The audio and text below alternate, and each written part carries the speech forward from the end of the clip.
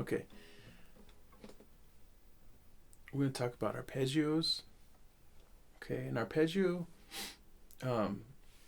it's used a lot in music, okay? Especially on guitar. When you have an arpeggio, all it is a chord, right? A chord is a collection of notes played together, right? In this case, an A minor chord. And instead of playing those notes all together, for example, I'm going to play an A on the 5th string, an A on the 3rd string, a C on the 2nd string, and an E on the 1st string. I'm going to play all of those together. Okay, that's a chord. An arpeggio is the same thing, but you're breaking the chord. Instead of playing them simultaneously, you're playing them one after another. Okay, so here's a chord. Here's an arpeggio. Okay, you see the difference? Instead of playing them all together, they're played one after each other. Okay. Usually the thumb strikes down right on the first beat. Okay, so it's important to be able to use these P-I-M-A fingers that we had been talking about on the right hand. Okay, the thumb, P, I is the index finger, M is the middle, A is the ring finger. Okay, we're going to look at the Christopher Parkening method where he talks about arpeggios, and we're going to start with study number 17. Okay, so let's go ahead and take a look at study 17. If you take a look at it, there's two parts. You have the bass part, the notes that are pointing down, which the thumb plays, and then you've got the top voice, or the IMA section, that the top part that the I, M, and A fingers are playing. Okay. Now, when you see the music, it can be a little confusing with the rests written in. Like I said, it's easy to when you look at it, to think of it as two voices. The bottom voice, which are the notes with the stem pointing down, that's what the thumb is playing. And then you have the top voice, which are the notes that the I, M, and A fingers are playing. Okay, so if we were to take a look at the bottom part, let's go ahead and take a look at study 17.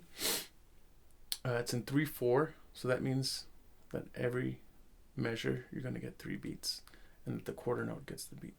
So if you look at that bass line, you have a dotted half note.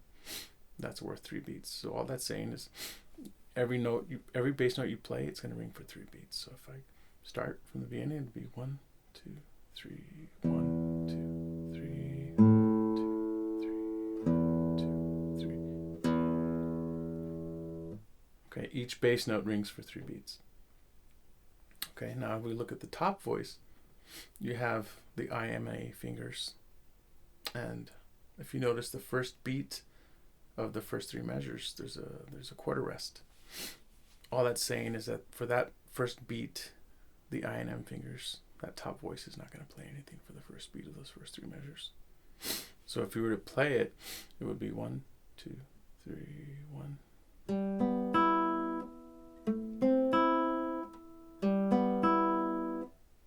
Okay, again, if you notice the first beat, the IM fingers aren't playing anything.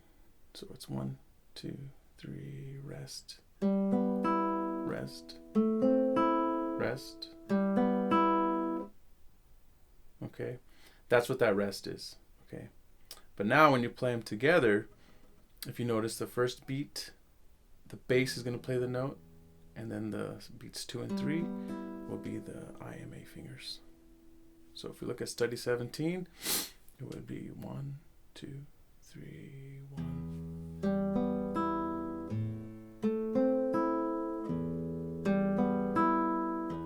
2, 3. Okay, again. 1, 2, 3.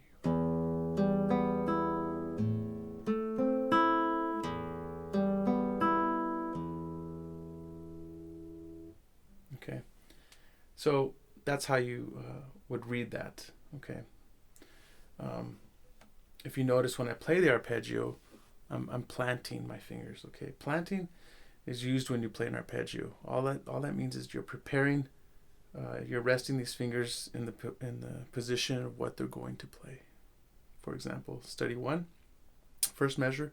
Before I even start, my fingers are already planted. If you look right here, the thumb is already planted. The index finger is already planted on the 3rd string. The M finger is already planted on the 2nd string, and the A finger is already planted on the 1st string. So it's that's what I'm planting before I even start first measure. That's what I have. Okay. You look at the next measure. When I go to the next measure, the thumb is already ready to play the next second measure, the thumb. And quickly I'll get these other fingers into position to play the next measure. Right, so I have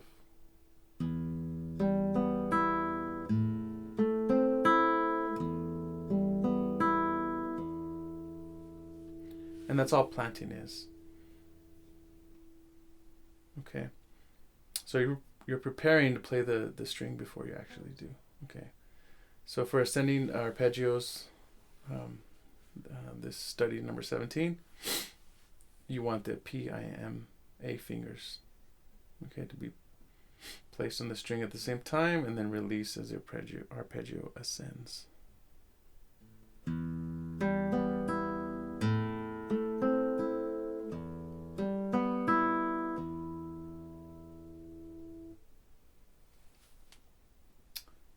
Okay, let's try number 18.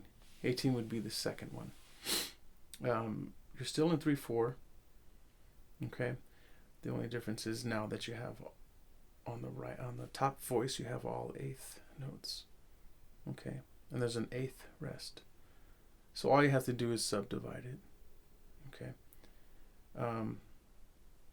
Before I play the top voice, let me go over the bottom real quick. The bottom is the same thing.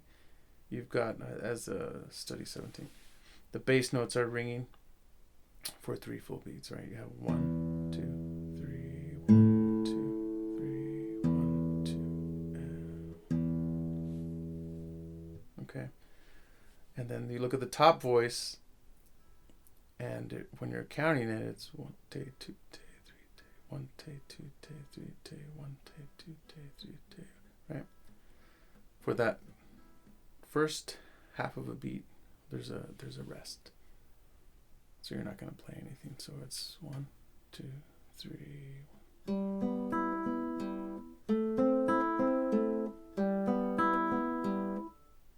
Okay. So you're counting 1 tay 2 tay 3. Let me count slower. Okay. 1 and 2 and 3 and 1 and 2 and 3 and on the 1, you're not playing anything because there's an 8th rest. So let me count it. 1 and 2 and 3 and 1.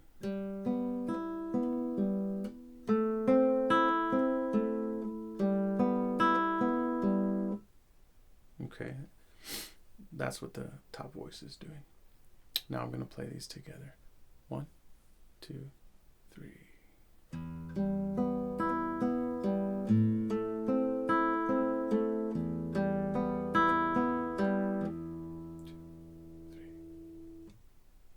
Okay, so that's how you do study 18.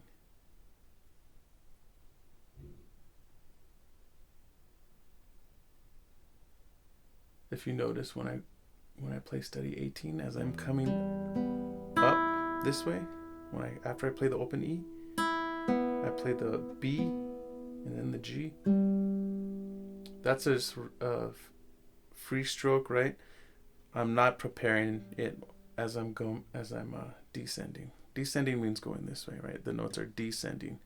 As I'm descending, I'm not having to plant these 2 fingers. Okay, so just so you know. Okay. Again, that would be the B and the G at the last 2 notes on the end of the first measure, the last 2 notes on the end of the second measure, the last 2 notes on the end of the third measure. Okay. So if you notice, the plant is just ascending as I'm going up, But then once I hit that open string and I come back this way, I'm not planting it. Okay. So here we go again. 1, 2, 3.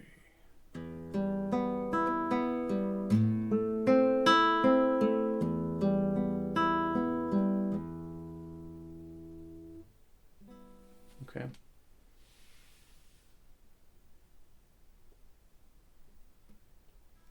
And just so you know, the I and M fingers are planted simultaneously at the moment. Okay, as the thumb starts to play the bass. So we'll work on that, and then we'll take a look at duet number 8 from the Parkening method. Okay.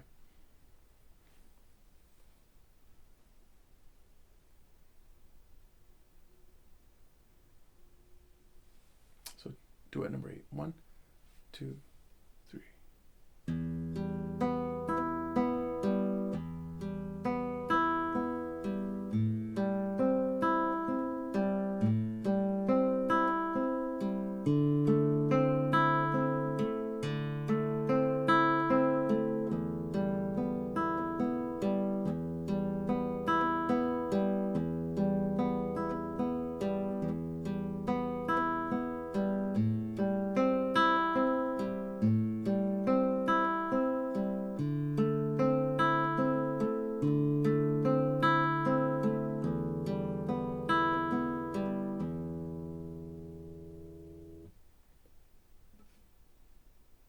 And then, of course, it repeats.